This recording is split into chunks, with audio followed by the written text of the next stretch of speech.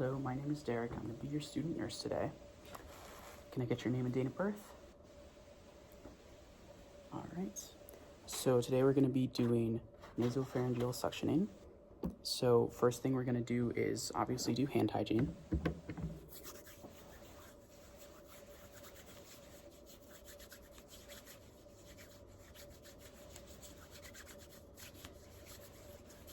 Then we're going to be putting on non-sterile gloves for now.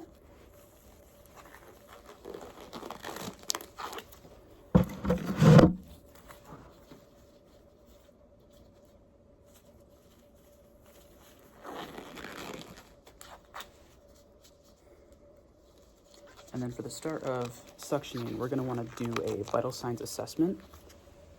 So obviously making sure that we get our respiratory rate and oxygen down, but we also just want to do the others just to make sure we're not seeing any major changes.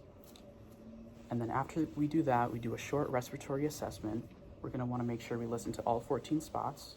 So I'm going to do that real quick.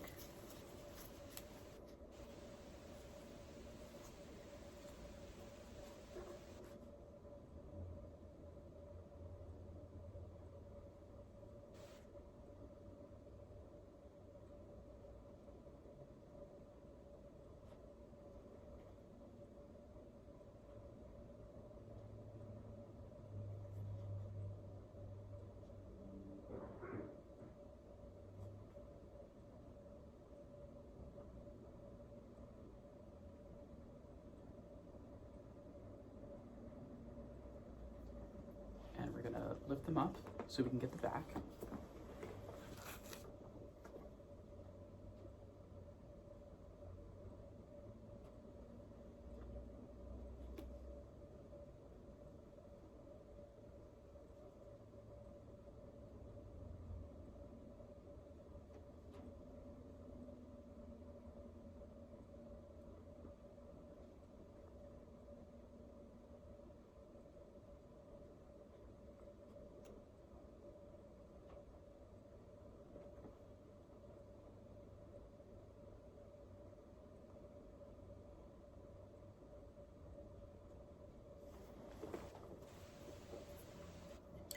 All right, so after we do that, because of the need for suctioning, it'll probably sound not clear.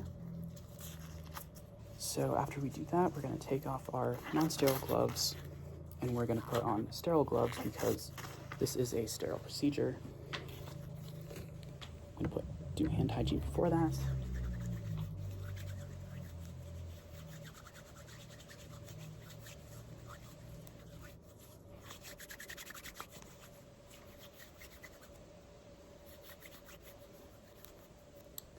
And get our sterile gloves ready.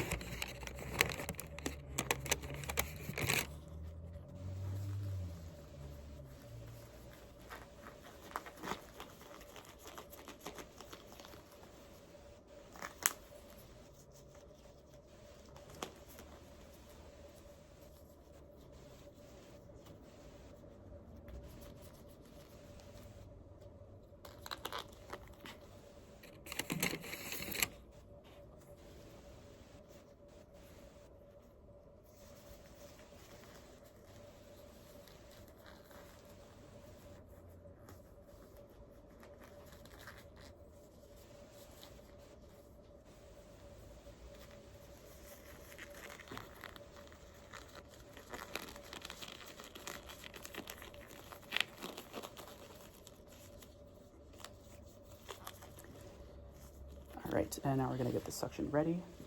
So we're gonna wanna be on the right hand side of the bed, and with our right hand, we're going to grab the suction. And since our left hand is to be the non-sterile hand of this, we only wanna keep our right hand on the suction part and our left hand on the other part that connects to the suction machine. So we're gonna lubricate the end of it.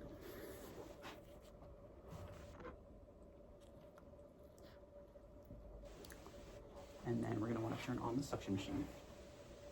And we're going to lift off the mask just so we can get to the nair. And we're going to inspect the nairs to see which is the bigger one or the one that'll make this the most easy. And we're going to guide it in about 5 or 6 inches or until the patient starts coughing. I'm not going to want to force it, just going to guide it in.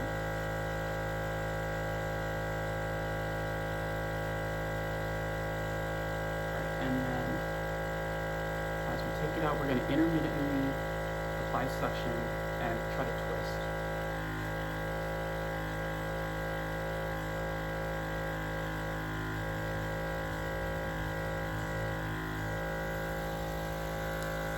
We're going to want to clean the suction device in our little basin.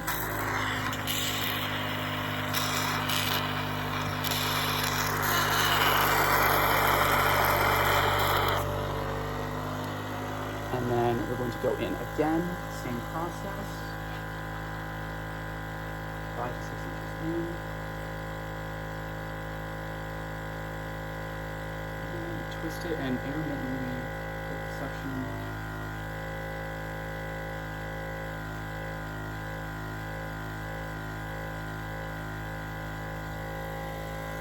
And we're going to want to clean it out again.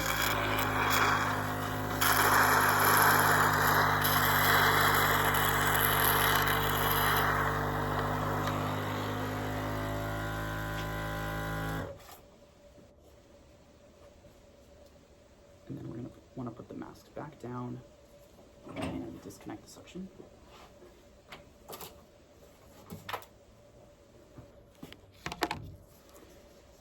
And then after that, we can apply normal gloves again, and we're going to do another vital signs assessment, note any changes,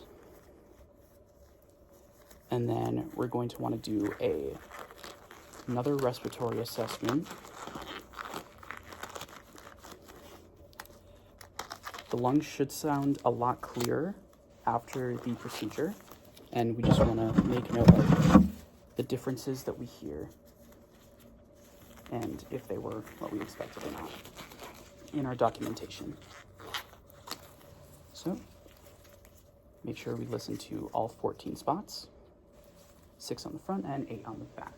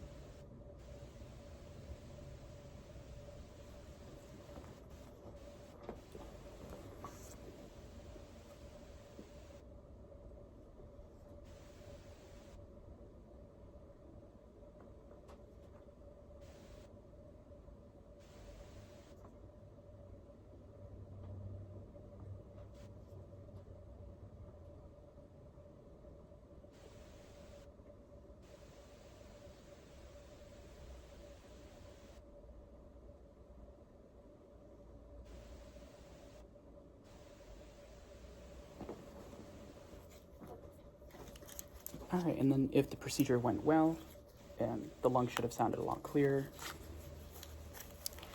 And then we also have to go over our 2 airway devices. So this one goes in the oral cavity, and it's for unconscious patients because it might initiate a gag reflex if it's put in a conscious patient. So we want to measure this from their chin to their earlobe, and this looks about right. So we're going to take off the oxygen, and we're going to act as if we're hooking them like a fish. We're going to put it in, and then we're going to want to twist it to go with the flow of the airway.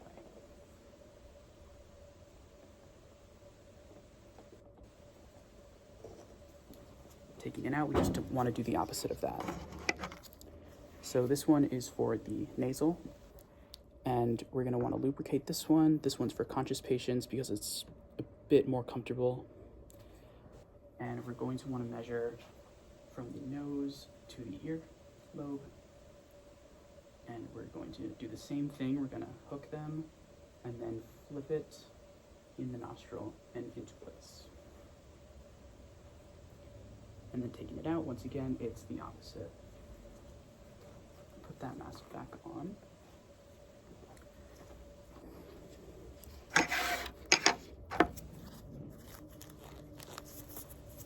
And this concludes the nasopharyngeal suctioning.